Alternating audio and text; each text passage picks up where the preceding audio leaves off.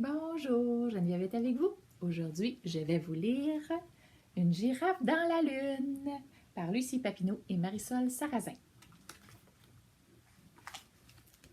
Voici Gilda, la girafe avec ses taches.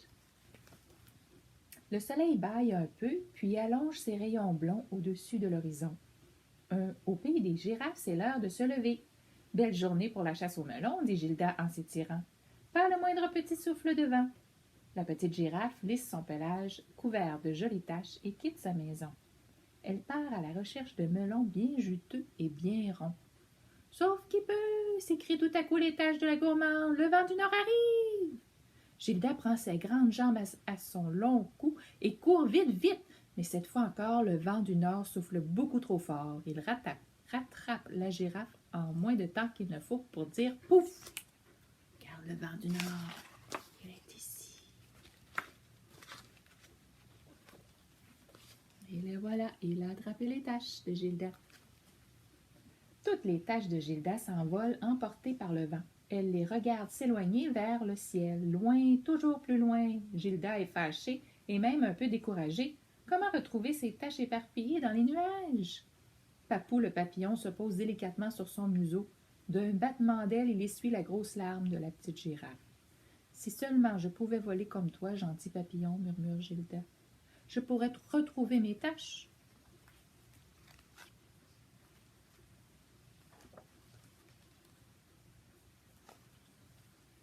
Papou ouvre des yeux ronds d'étonnement. Mais tu n'y penses pas, Gilda, une girafe volante, on n'a jamais vu ça. À ces mots, tous les papillons des environs éclatent de rire à l'unisson. Gilda est maintenant très fâchée. D'un pas décidé, elle se dirige tout droit vers la forêt profonde. On ne sait jamais, dit-elle aux papillons qui l'ont suivie. Et si je découvrais un tapis volant? Elle est partie, elle est fâchée. Qui va vouloir l'aider? Gilda, viens ici, dit une petite voix flûtée. J'ai une idée. Dans le vieux tronc penché, non loin de la clairière, vit une couturière renommée, c'est Arachide, l'araignée. En moins de temps qu'il n'en faut pour dire pouf, elle réunit ses copines du club de fil d'or. Tout ensemble, et leurs 816 pattes habiles, elles tissent un magnifique tapis de toile d'araignée.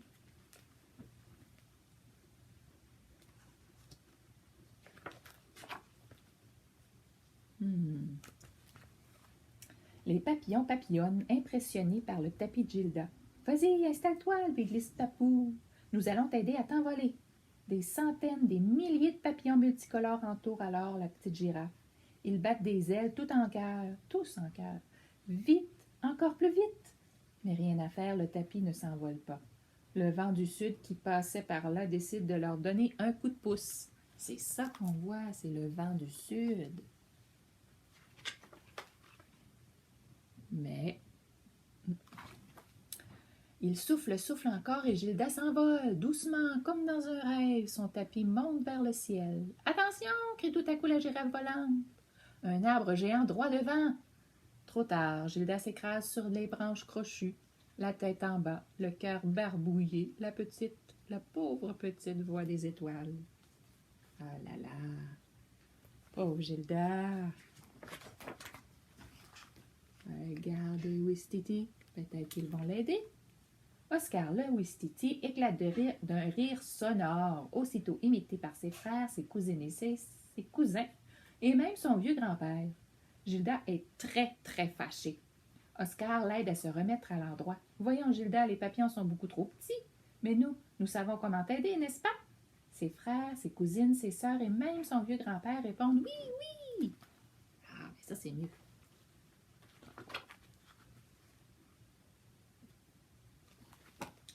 Aussitôt dit, aussitôt fait. Oscar et ses frères forment un gigantesque ballon en soufflant dans la sève de l'arbre à caoutchouc.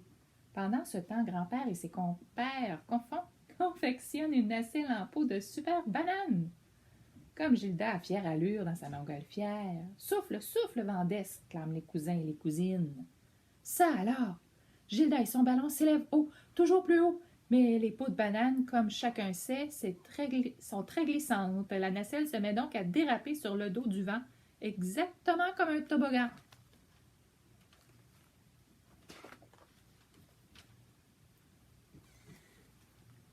Elle atterrit directement dans l'étang d'Hippolyte l'hippopotame. Tous les oiseaux du pays des girafes pouffent de rire en piaillant.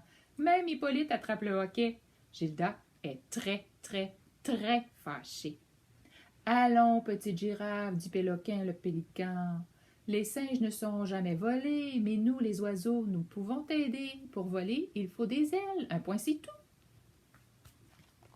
Ça, c'est des peaux de banane.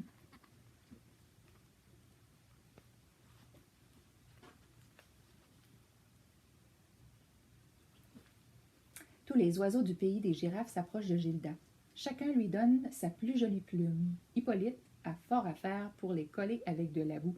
La plus jolie boue, bien sûr. Le vent d'ouest gonfle ses grosses joues. Gilda retient son souffle. Allez, bat tes ailes, des pattes, s'écrie Péloquin. Et hop, la petite girafe prend son envol comme un grand oiseau maladroit. Même le soleil lui fait un clin d'œil avant de disparaître à l'horizon.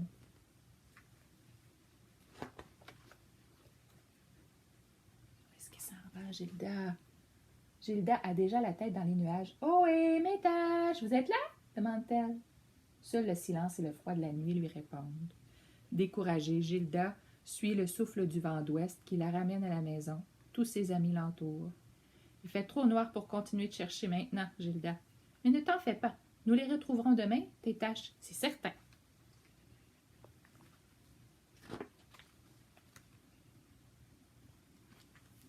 Malgré ces paroles, Gilda frissonne. Elle lève les yeux vers le ciel une dernière fois. La lune ronde et tachetée comme un melon apparaît à l'horizon. La lune ronde est tachetée? Mais ce sont mes taches, s'exclame Gilda. Mes jolies, mes douces, mes drôles de taches. Tout excité, Oscar le Ouistiti accroche son ballon sur le dos de Gilda. Les papillons préparent le tapis volant. N'oublie surtout pas de battre des pattes, conseillent les oiseaux.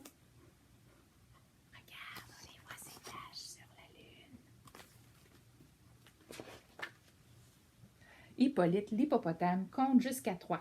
Le vent du sud, le vent d'est et le vent d'ouest se mettent à souffler ensemble de toute leur force. Et vroom, Gilda décolle comme une fusée et s'envole vers la lune. Elle est partie!